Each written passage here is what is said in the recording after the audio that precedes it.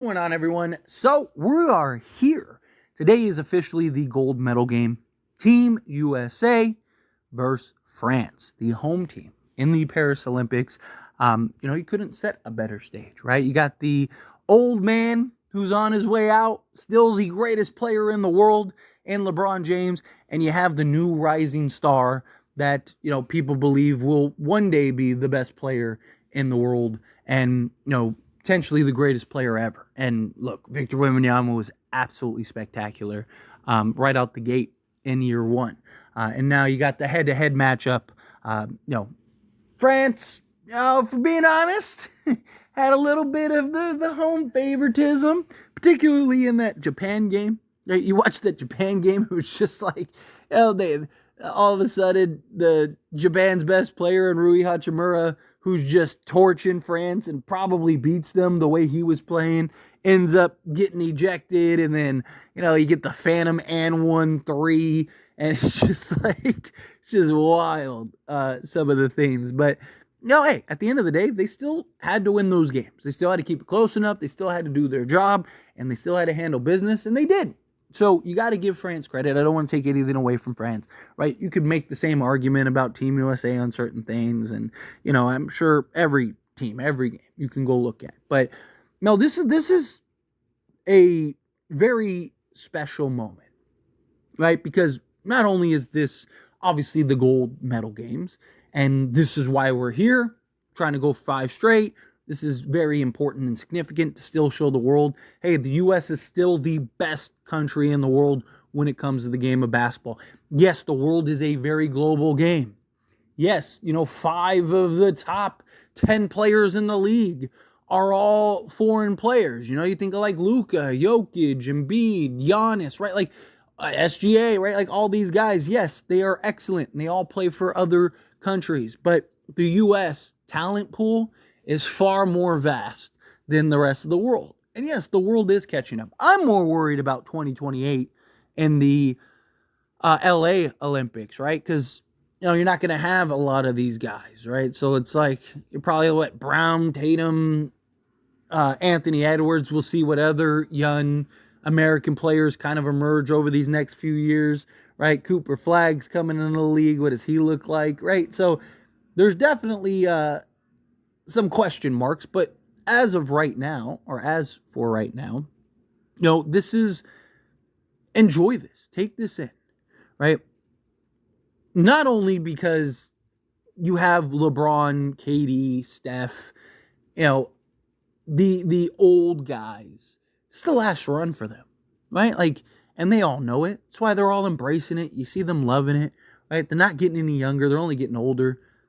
LeBron probably plays another 20 years, but outside of him, right, the rest of the world, the rest of the players are not.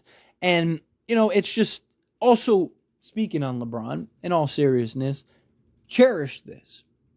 However you feel about LeBron, whether you hate LeBron, love LeBron, you're indifferent, whether you think he's the greatest player ever, second greatest player ever, not even in the top 10, however you feel, appreciate this while you have it. You are seeing real history.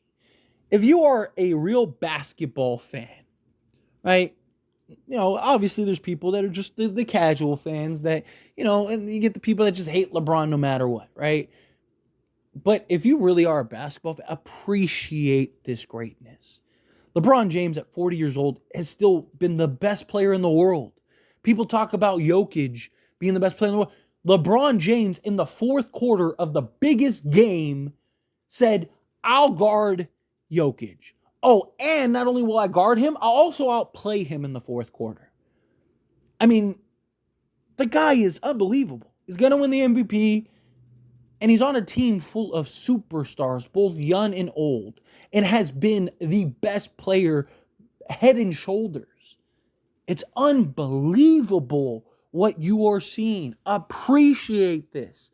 This man is about to go lead Team USA to a gold.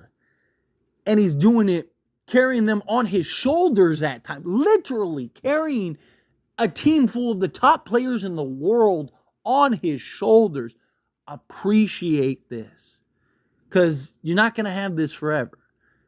But more history, to add further history to this, not only do you have Team USA playing France in the men's, you also have Team USA playing France in the women's.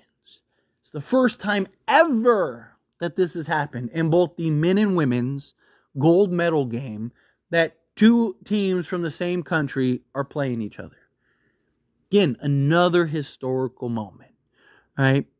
Obviously, I know women's basketball, Caitlin Clark isn't on it, so people aren't super into it, but they have been running through everyone also. There were questions after losing the All-Stars and stuff, like, man, is women's going to be able to take the gold? They look terrible. And then they went to the U.S. Games and they ran through everybody, which last Olympics, the same thing happened. USA women's ended up losing in the little exhibition game against the select All-Stars, and then ended up running through the world to win gold, right?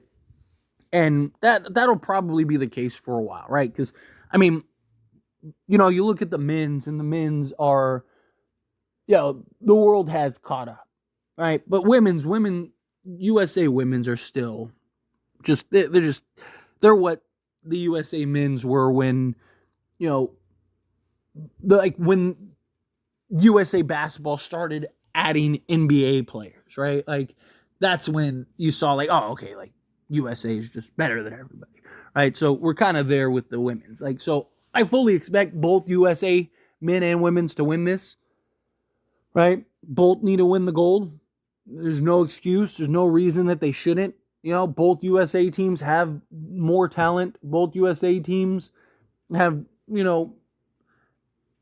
really kind of just ran through to get here. Yeah, USA men's have been challenged, and there's some tough games, but you got to win these. There's no excuse. This is history, literal history.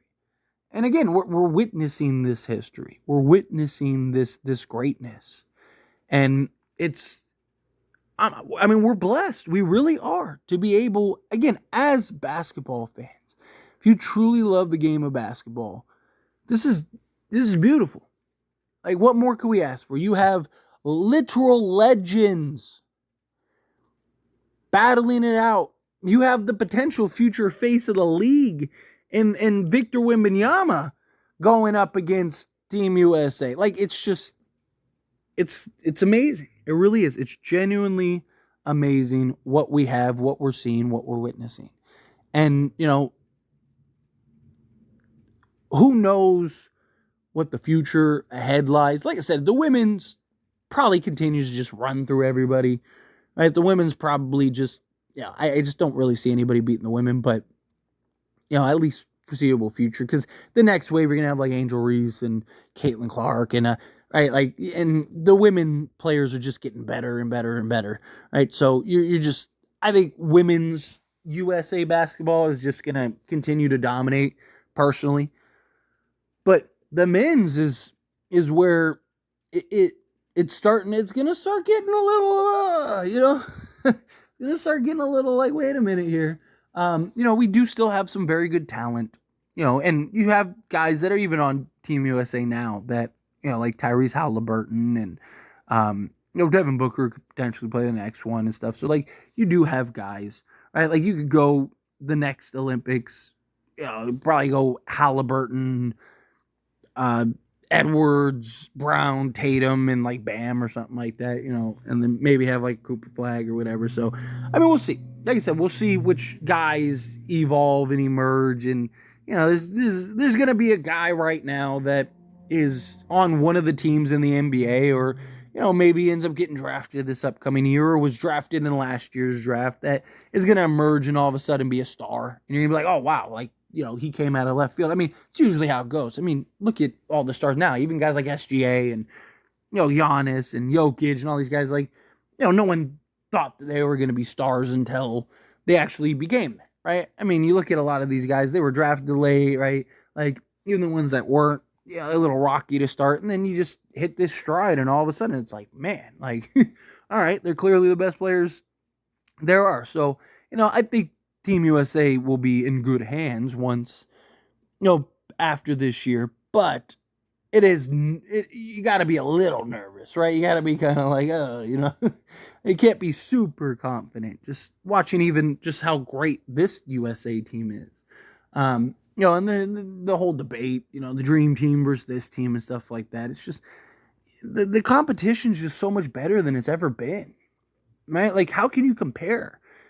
Like there was no real competition back with the dream team. You're talking about, they were literally the guy that was looked at as the best foreign player in the world was Tony Kukoc, right? Like, outside of Tony Kukoc, it was a slim pool back then. Like, where now it's like every one of these teams have multiple NBA players and guys that are excellent. And they said, you look at guys like Evan Fournier play in the Olympics, the dude's prime Jordan. Like, it's unbelievable how some of these guys play. But anyway, as always, this is a discussion. I pass the question on you. Let me know your thoughts and opinions down in the comments below. What do you think?